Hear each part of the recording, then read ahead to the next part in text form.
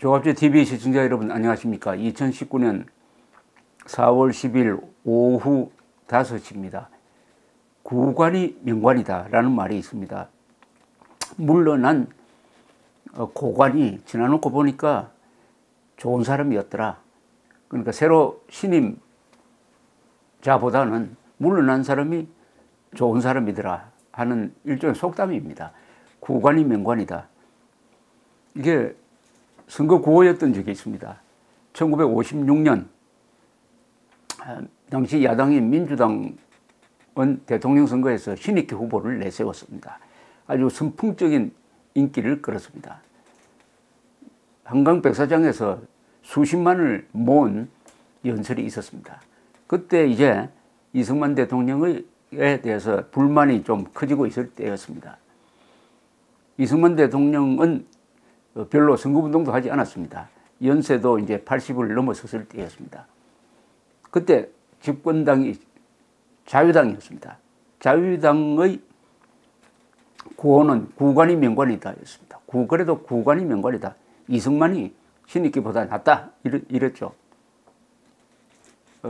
투표 한 열흘 전에 신익희 선생이 심장마비로 돌아가셨습니다. 그래서 이승만 대통령이 무투표가 아닙니다만은 당시에 조봉암 진보당 후보가 상당히 표를 많이 받았습니다.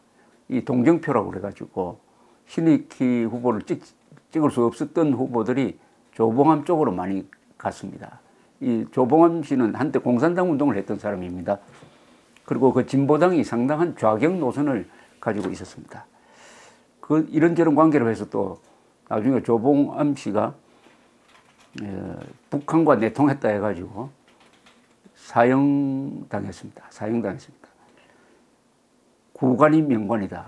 이건 상당히 수세적인 것이죠. 요새 그런 생각을 갖게 하는 게 이 통일부 장관 인사입니다. 조명균 전 통일부 장관도 비판을 많이 받았습니다. 언론으로부터. 그런데 그보다 더 문제가 있는 김연철이라는 사람이 들어오니까 갑자기 조명균 전 통일부 장관이 그나마 괜찮았던 사람으로 인식되고 있습니다.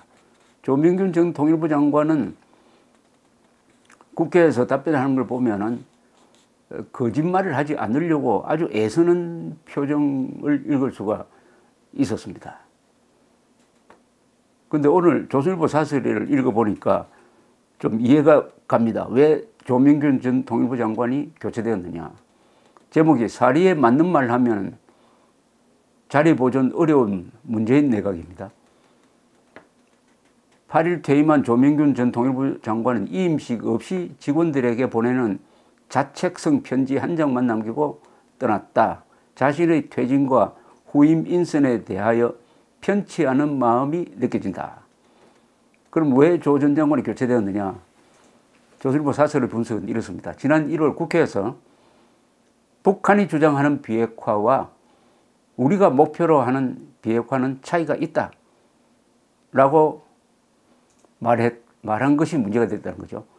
북한은 김일성 이후 3대에 걸쳐 조선반도 비핵화를 주장하면서 뒤로는 모든 것을 희생해가면서 핵폭탄을 개발했다. 이들이 말하는 비핵화는 핵 보유라는 전략 목표 달성을 위한 정치 선전 구호다. 앞으로도 자신들이 필요한 대로 다양한 목적으로 사용할 것이다. 이것이 북핵 폐기를 뜻하는 우리의 비핵화 개념과는 도저히 같을 수가 없다.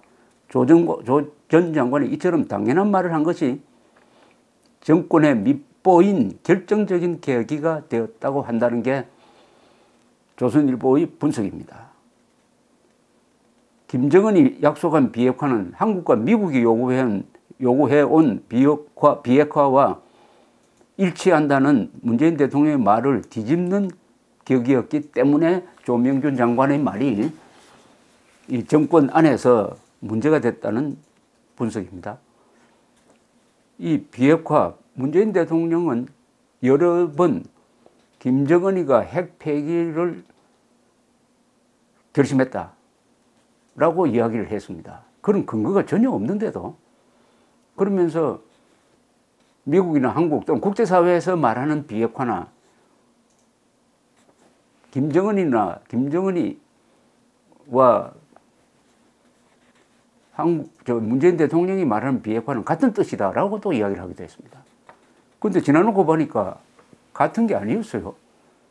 그게 결정적으로 드러난 게 하노이 회담 아니었습니까? 하노이 회담 때 김정은이가 내어놓은 안은 그게 비핵화가 아니고 북한의 핵 보유국 입장을 전혀 양보하지 않고 다만 영변 핵시설만 폐기하겠다. 그것도 대북 제재를 완전히 해제해 주면 이것은 핵 보유국 전략이지 핵 폐기 전략이 아닌 것입니다. 그런데 문재인 대통령은 비핵화라고 했습니다. 그래서 저는 일찍부터 비핵화 사기극이다. 비핵화 사기극이다 이게. 라고 주장을 해왔는데 이제 일부 국민들도 이제 알아차리고 전문가들은 거의가 비핵화 사기극이라는 데 동의를 하고 있습니다. 한반도 비핵화, 조선반도의 비핵화는 북한의 비핵화와 다른 개념입니다. 그런데 지금도 문재인 대통령은 계속 한반도 비핵화라고 합니다. 왜 북한의 비핵화, 김정은의 비핵화라고 사실대로 이야기하지 못합니까? 그것은 비핵화 사기극이 지금 돌아갈 수 없는 다리를 건너서 이제 수습이 안 된다는 뜻이죠. 그런데 조명균 전 통일부 장관이 북한의 비핵화가 우리가 목표로 하는 비핵화와는 다르다. 우리가 목표로 하는 비핵화는 북한의 비핵화인데 북한이 말하는 비핵화는 비핵화라는 것을 던져가지고 한미동맹 해체, 주한미군 철수,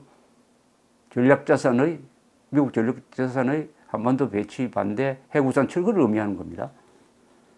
그것은 결국 대한민국을 소멸시키기 위한 전략이죠. 거기에 문재인 대통령이 그동안에 동의해왔다. 좋게 말하면 속은 거고 나쁘게 말하면 김정은과 같이 국민을 속인 것이고 세계를 속인 것이다. 이런 뜻이 내포되어 있는 말이 바로 이 말입니다. 북한이 주장하는 비핵화와 우리가 목표로 하는 비핵화는 차이가 있다. 이 조명균 전 통일부 장관의 이 말이 문재인 정권의 약점을 찔렀다. 그래서 이번에 교체가 되었다. 이런 분석입니다. 조선일보 사설은 조 전 장관이 이처럼 당연한 말을 한 것이 정권에 밉보인 결정적인 계기가 되었다고 한다. 김정은이 약속한 비핵화는 한국과 미국이 요구해온 비핵화와 일치한다는 대통령 말을 뒤집는 계기였기 때문이다. 이거죠 바로. 이게 교체 이유라는 겁니다. 조 전 장관은 작년 11월 방미 때는 한국 정부가 독자적으로 북한과 경제 협력을 하는 것은 불가능하다. 제재 위반에 걸리면 살아남을 수 없다고 했는데 이 말 역시 정권의 심기를 건드렸다는 겁니다. 북핵 협상과 상관없이 남북 쇼를 계속해가지고 그것을 정권 연장 수단으로 삼으려는 청와대의 뜻을 거슬렀기 때문이다. 요 한 문장의 해석이 이 사설에서 가장 중요한 문장입니다. 북핵 협상과는 상관없이 남북 쇼를 계속해가지고 국민들을 속여가지고 국민들로부터 일정한 지지를 계속 받아가면서 정권 연장한다. 즉 총선에서 이기고 다음 대선에서도 이기는 전략을 지금 끌고 가고 있는데 그러려면은 비핵화 사기극이 계속 들통나지 않고 계속돼야 된다. 그런데 조명균 전 통일부 장관이 그 행로에 지장이 될 정도의 내부 폭로를 해버렸다. 내부 폭로를 해버렸다. 이런 뜻입니다. 신임 김현철 통일부 장관은 취임사에서 안 되는 이유를 찾는 것은 쉽다. 현실적인 제약 속에서도 실현 가능한 방안을 찾는 지혜가 필요하다고 했다. 대북 제재를 교묘하게 피해서 금강산 관광 개성공단 재개 방안을 찾아내라는 것이다. 김현철이 장관 되면 미국도 어쩌지 못할 것이라던 발탁 이유가 짐작이 된다. 그런데 문제는 이렇게 될 수 있느냐는 거죠. 미국의 문제가 아니고 이건 유엔의 문제입니다.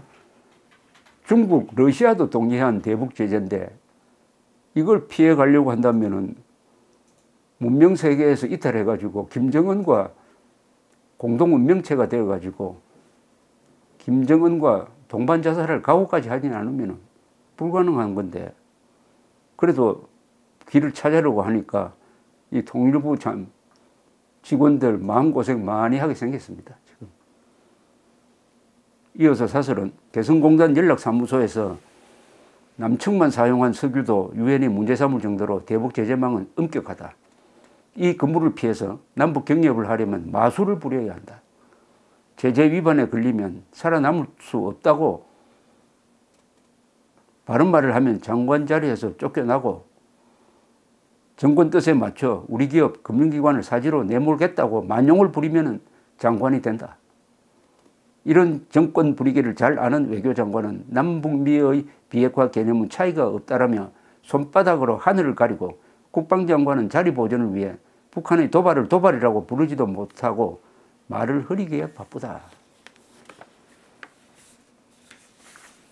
안보 문제에 대해서 거짓말을 하면은